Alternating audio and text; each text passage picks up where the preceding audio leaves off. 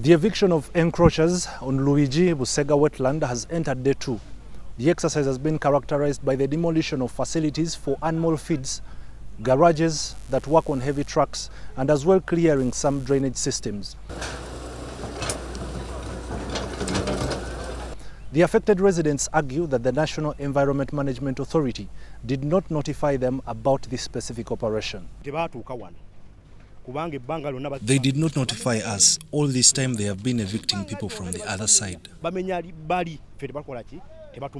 Put it categorically clear that that's not true. This exercise of restoration has been taking place over the years. Last year it was there, over the years it has been there, and this year I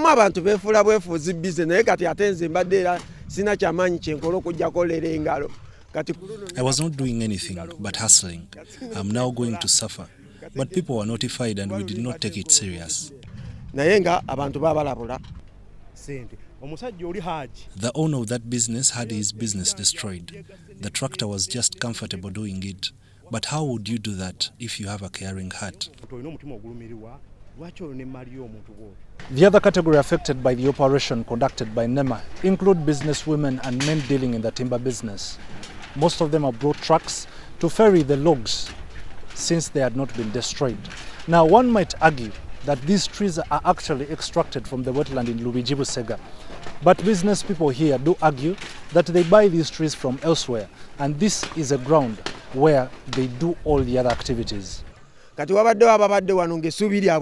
those who had hope here. What hurts them is not the eviction, but the hope that has been destroyed. Locals argue that NEMA is conducting evictions in a selective manner, emphasizing that these actions specifically target their small and businesses.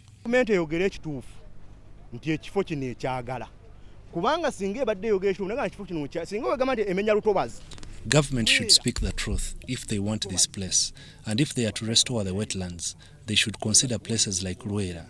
Mandela has constructed in the wetland here. Why is he not evicted? We have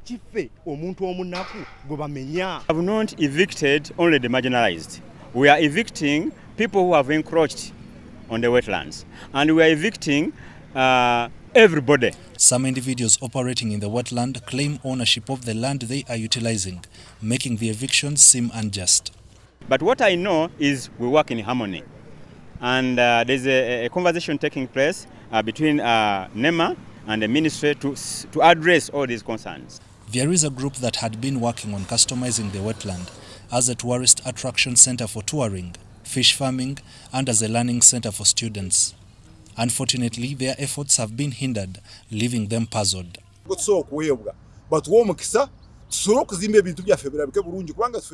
We should be given an opportunity to set up our ideas in order to support our generation and the coming generation.